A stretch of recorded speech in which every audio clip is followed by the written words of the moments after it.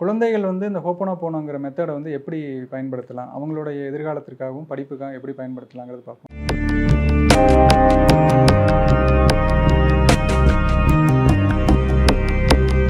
என்னுடைய நண்பர் ஒருத்தர் வந்து ஐஏஎஸ் ஆகி ஆகணும், கலெக்டர் ஆகணும் அப்படிங்கிற முயற்சியில இருந்தாருங்க.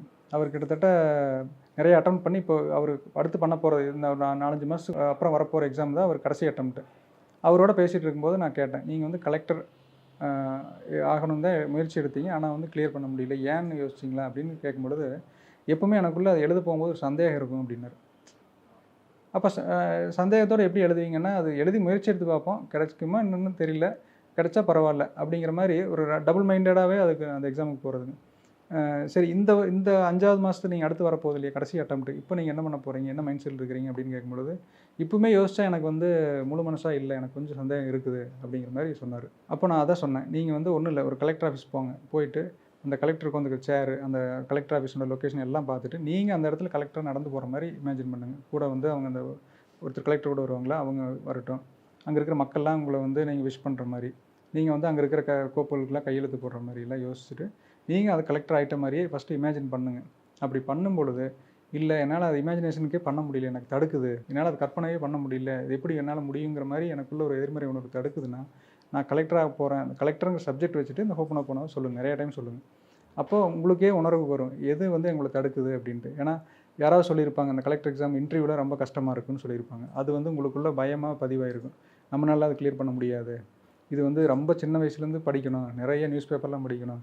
இதெல்லாம் இப்படி இந்த மாரி கஷ்டப்பட்டு படிச்சா தான் ப்ரிப்பேர் பண்ணி கிளியர் பண்ண முடியும்னு எங்கேயாவது உங்களுக்குள்ள ஒரு பதிவு உருவாக்கி வச்சிருப்பீங்க. அப்போ அந்த பதிவுகள நீக்கிட்டு, நீங்க வந்து உங்கனால கலெக்டர் ஆயிட்ட மாரி கற்பனை பண்ண முடியுது. காட்சிப்படுத்தி பார்க்க முடியுது அப்படின்னா, கண்டிப்பா உங்களால இந்த வருஷம் கிளியர் பண்ண முடியும். ஏன்னா, நீங்க இன்னும் டைம் 5 மாசம் இருக்குது. இப்போ வந்து நீங்க படிக்க ஆரம்பிச்சீங்கன்னா, உங்களுக்கு அதுக்கான சப்போர்ட் கிடைக்கும். படிக்கிறதுக்கு ஃபோக்கஸ் கிடைக்கும். என்னென்ன ஸ்டடி மெட்டீரியல் வேணுமோ அது கிடைக்கும். யார் யாரெல்லாம் இது இந்த ஃபீல்டில தீவிரமா ப்ரிப்பேர் பண்ணிட்டு இருக்கிறாங்களோ, அவங்களோட தொடர்புகள் உங்களுக்கு கிடைக்கும். அப்போ இது வந்துங்க, இது நம்ம சும்மா சொல்லிட்டு கண்ண மூடிக்கு வந்து மேஜிக் ஆயிடுச்சு, நடந்துருச்சு அப்படிலாம் அர்த்தம். இது வந்து ப்ராப்பரா நடக்கும். எப்படி ஒரு செடி போட்டா, அது வந்து சும்மா மேஜிக்லிலாம் வந்து பழம் பிடிச்சிராது.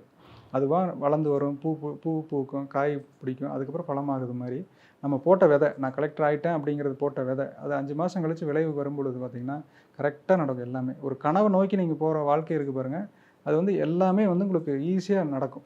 நம்ம என்ன பண்றோம்னா, ஒரு கனவு வைக்காம விட்டுட்டோம். நம்ம நீட் எக்ஸாம் படிக்க போறேன் அப்படின்னு மட்டும் நினைக்கிறோமே ஒழிய, நம்ம இந்த தடவ கிளியர் பண்ணிருவோமா? ஒரு ரிசல்ட் வர்றதுக்கு முன்னாடி எவ்வளோ ஆங்ஸைட்டி இருக்குது, இல்ல எக்ஸாமுக்கு முன்னாடி எவ்வளோ ஆங்ஸைட்டி இருக்குது, அந்த ஆங்ஸைட்டி இருக்கக்கூடாது.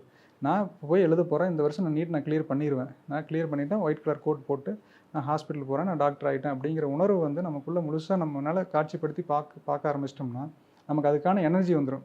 இப்ப எனர்ஜி லாஸ் ஆகுறது எங்கேன்னு பார்த்தீங்கன்னா, பயத்தினால. எப்படி இருக்குமோ? என்ன ஆகுமோ? இவங்கலாம் இப்படி படிக்கிறாங்களே! திடீர்னு யாராவது நல்லா படிக்கிறவங்கள பார்த்தா நமக்கு டென்ஷன் ஆயிரும்.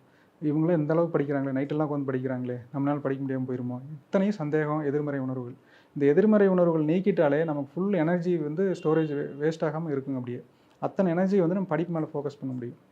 அப்போ இது எவ்வளோ ஒரு பிரயோஜனப்படக்கூடிய விஷயம்னு பாருங்களேன். நமக்குள்ள எதிர்மறை எண்ணத்த கிளியர் பண்ணிட்டு, நம்ம காட்சிப்படுத்தி பார்க்குறோம். இந்த 2 விஷயம் தான் பண்றோம். அதுக்கப்புறம் நம்ம ஃபோக்கஸ் வந்து படிப்பு மேல போயிருது.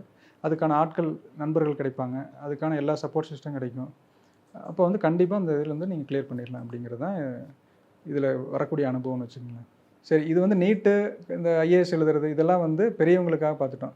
இப்போ சின்ன பசங்களுக்கு ஒரு ஃபர்ஸ்ட் ஸ்டாண்டர்ட்லேருந்து எல்கேஜி, யூகேஜிலேருந்து எடுத்துக்குவோமே, இந்த காலத்தில வந்து பசங்கள்லாம் டென்ஷன் ஆகுறாங்களோ இல்லையோ, பேரண்ட்ஸ் மெயினா குறிப்பா வந்து அம்மாக்கள் வந்து ரொம்ப இந்த குழந்தைங்களுடைய படிப்பு பத்தி ரொம்ப டென்ஷன் ஆகுறாங்க. ஒரு மிட் டெர்ம் டெஸ்ட் நடந்திருக்கும். ஒரு குழந்தை வந்து ஒரு 2வது, 3வது தான் படிச்சுட்டு இருப்பாங்க.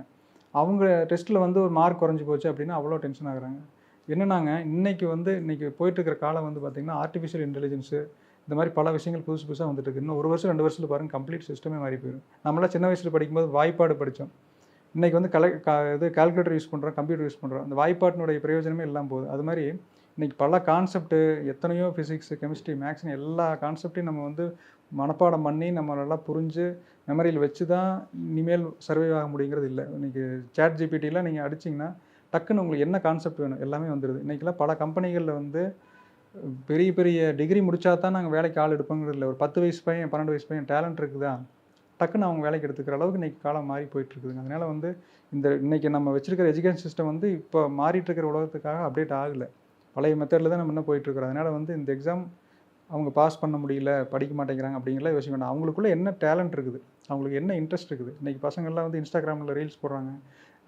ஏதோ ஒன்று அவங்களுக்கு பிடிச்ச விஷயங்களை செய்ய ஆரம்பிக்கிறாங்க. பல எக்ஸ்போஷர் நிறைய ஆயிடுச்சு. இன்றைக்கி வந்து உலக அளவில் அவங்களுக்கு அறிவு இருக்குது. அதனால் நம்ம வந்து காலத்தில் இருந்த மாதிரியே இன்றைக்கி இருக்கணும்னு எதிர்பார்க்காம, அவங்களுடைய தனித்தன்மை என்ன இருக்குது, ஒரு ஒரு ஆர்ட் இன்ட்ரெஸ்ட் இருக்குதா, ஆர்டிஸ்ட்டாக இருக்கட்டும், மியூசிக்கில் இன்ட்ரெஸ்ட் இருக்குதா, பாடல் இன்ட்ரெஸ்ட் இருக்குதா, அந்த மாதிரி அவங்க எது தனித்தன்மையாக வர பார்க்குறாங்களோ அதில் வந்து என்கரேஜ் பண்ணி அவங்கள கொண்டு வர பாருங்க. அதே மாதிரி வந்து இன்றைக்கி வரக்கூடிய சின்ன சின்ன செட்பேக், சின்ன சின்ன எக்ஸாமில் பாஸ் பண்ண முடியல அப்படிங்கிறதுக்கு வந்து ரொம்ப இம்பார்ட்டன்ஸ் கொடுத்து ரியாக்ட் பண்ண வேண்டாம். குழந்தைங்கள் வந்து அவங்க போக்கில் விடுங்க. நல்ல ஒரு ஃப்ரெண்டாக இருங்க. குழந்தைங்க கூட வந்து நம்ம வீட்டில் இருந்தால் அப்பா அம்மா இருந்தாங்கன்னா நமக்கு ஹாப்பியாக ஃபீல் ஆகணும் குழந்தைங்களுக்கு. அவங்க இருந்தாங்களா, அம்மா இருந்தால் எப்போ பாரு படின்னு டென்ஷன் பண்ணிட்டே இருப்பாங்க. அப்பா இருந்தால் ஏதோ திட்டிகிட்டே இருப்பாங்க. அப்படிங்கிற சூழ்நிலைக்குள்ளே நம்ம வீட்டுக்குள்ளே வச்சிருக்க வேண்டாம். குழந்தைங்க வந்து ஃப்ரீயாக இருக்கணும். அவங்க ஃப்ரெண்ட்லியான என்விரான்மெண்ட்டில் இருக்கணும். அதுதான் இன்றைக்கி நம்ம பண்ண வேண்டிய மெயின் வேலை. ஏன்னா படிக்கிறது, இந்த நாலேஜ் எல்லாமே யூடியூப் மூலமாக பல விஷயங்கள் மூலமாக அவங்க கற்றுக்குவாங்க. ஆனால் எமோஷன் சம்மந்தப்பட்டது. எனக்கு வந்து வீட்டுக்குள்ள வந்தால் எனக்கு நல்ல உணர்வு இருக்குதுங்கிற அந்த உணர்வு மட்டும்தான் ஒரு பேரண்ட்டாக நம்ம நல்லா கொடுக்கலாங்க. அதனால் வந்து நம்ம தேவையில்லாமல் டென்ஷன் ஆகிக்க வேண்டாம். இன்றைக்கி வந்து ஒரு எக்ஸாம் ஃபெயில் ஆனால் நாளைக்கு ஃப்யூச்சரில் நீட்டில் ஃபெயில் ஆயிடுவானோ, இல்லை இதை கலெக்டர் ஆக முடியாமல் போயிடுவானோ, டாக்டர் ஆக முடியாமல் போயிடுவானோ அப்படிங்கிற மாதிரி வந்து எதிர்காலத்தை நினச்சி ரொம்ப பயப்பட தேவையில்லைங்க. எதிர்காலம் வந்து நீங்கள் நினைக்கிற அளவுக்கு இருக்க போகிறதில்ல. ஏன்னா அடுத்த 1 வருஷம் 2 வருஷத்தில் டோட்டலாகவே எல்லா சிஸ்டமும் மாறப்போகுது. அதனால் தைரியமாக இருங்க. குழந்தைங்களுக்கு வந்து அன்பு ஆதரவாக இருங்க.